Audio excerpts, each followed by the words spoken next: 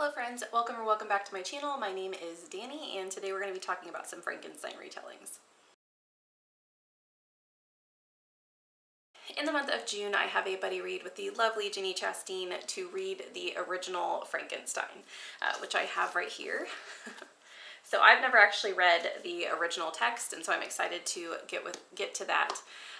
And so I thought that I would compile a list of some retellings. I recently have read two retellings or books that were inspired by Frankenstein that I've really enjoyed, and so I wanted to come up with a couple more books to put on my TBR of retellings of this story that I can pursue after I've read the original. The two books that I've read so far that are either inspired by Frankenstein or retellings of Frankenstein are The Dark Descent of Elizabeth Frankenstein and The Children on the Hill. So The Dark Descent of Elizabeth Frankenstein I talked about on my channel a while ago. I rated it 4 stars. You follow Elizabeth Frankenstein, who is taken in by the Frankenstein family to be Victor Frankenstein's companion and to kind of keep him out of trouble. And so she's raised with him. He is, in a way, her savior because she doesn't really have a place to go.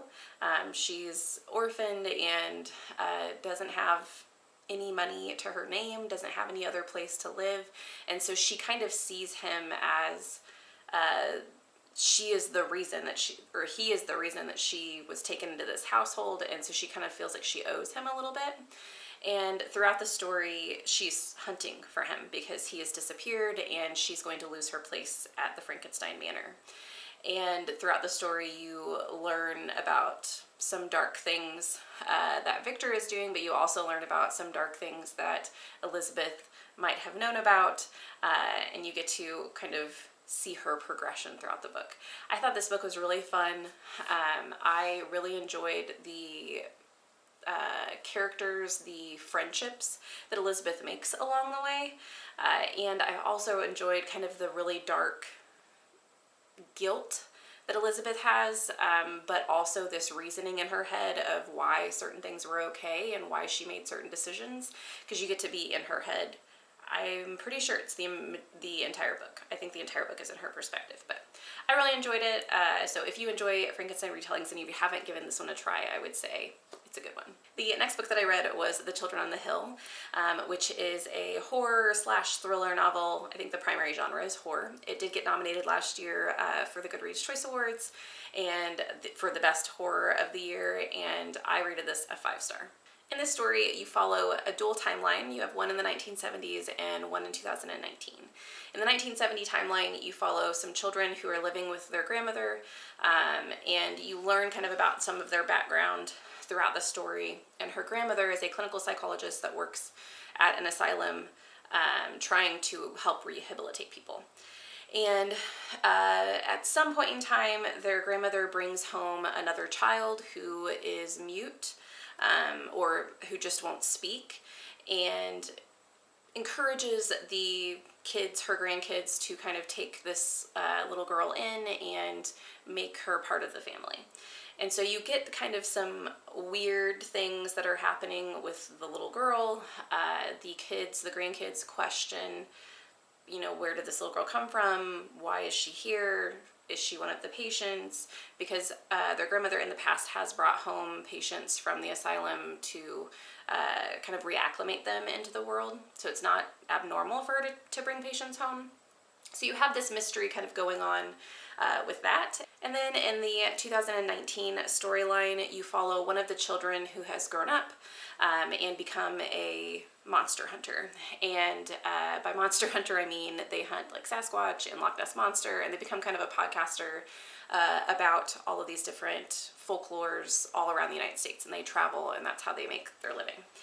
And it was really fun to see how you get to see, obviously, their past in the 1970s, but then you also get to see what they've decided to do with their future.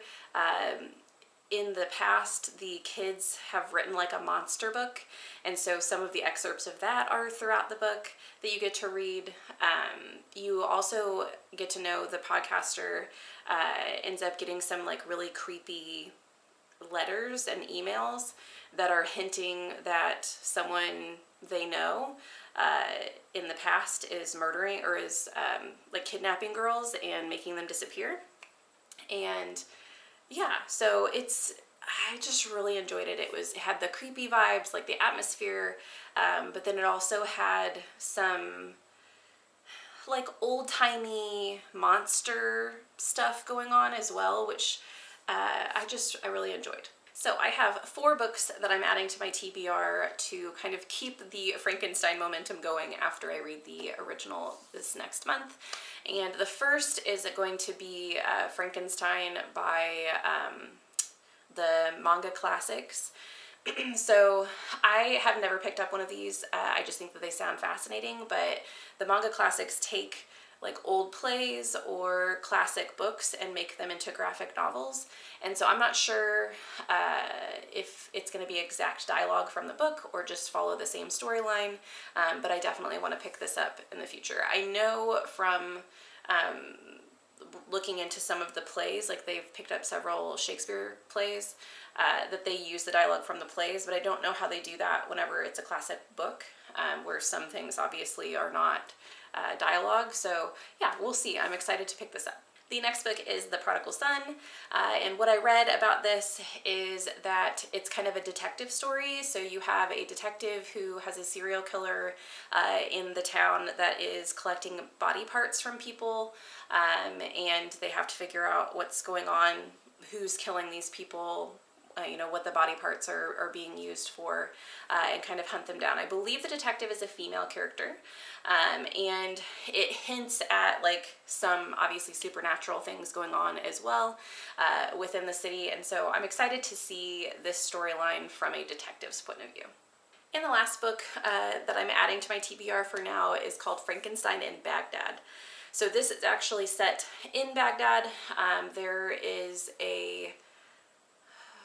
I can't remember how they described the character, but there's a character who is taking the body parts from people who have passed away in like explosions and building collapses and things like that, and reconstructing corpses. And the purpose is to get the government to recognize that these are people and that they should have a proper burial. But something happens, and one of the corpses goes missing, and then some weird things, like really bad things, start happening, and they have to figure out what happened to the missing corpse and why these bad things are now happening. So I think this is going to be an interesting spin on the original Frankenstein story, and I'm excited to see where it goes. I realized after filming this entire video that I left off one of the books on my TBR that I intended to tell you guys about, so I set up my camera again. So if anything is different, that's why. But I just have to tell you about this last book because it's probably the one I'm most excited for, and that is Our Hideous Progeny. In this book, Victor Frankenstein has been missing for multiple years, and it follows his niece and her husband. So it's Mary and Henry, and Mary and Henry would like to be in the science world. They would like to be recognized paleontologists and be referenced as reputable scientists, and they've had kind of a hard go of it. Mary is a female, and so that comes with its own challenges, and then Henry has substantial gambling debt, and so he's not known in the best light among his colleagues. And so this leads them to maybe follow footsteps that they shouldn't have, and some dark things ensue. So I'm really excited about this. Like I said, this is a 2023 release, so I can't remember if it's already out or if it comes out soon. I'll put it up on the screen so you guys know, and I absolutely love this cover. It's gorgeous. It reminds me a little bit of Emily Wilde's Encyclopedia of Fairies. Obviously very different genres. This is horror and this is not, so but I just like the similar vibes. So those are the books that I'm adding to my Frankenstein retelling at TBR.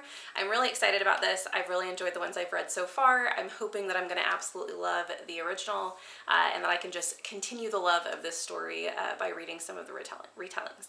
So if you guys have any suggestions, if you've read any Frankenstein retellings or books inspired by Frankenstein that you really loved, please leave them in the comments down below. I would love to add to my list. Thank you guys so much for watching this video. I hope you have a lovely evening, and I'll see you in the next one. Bye.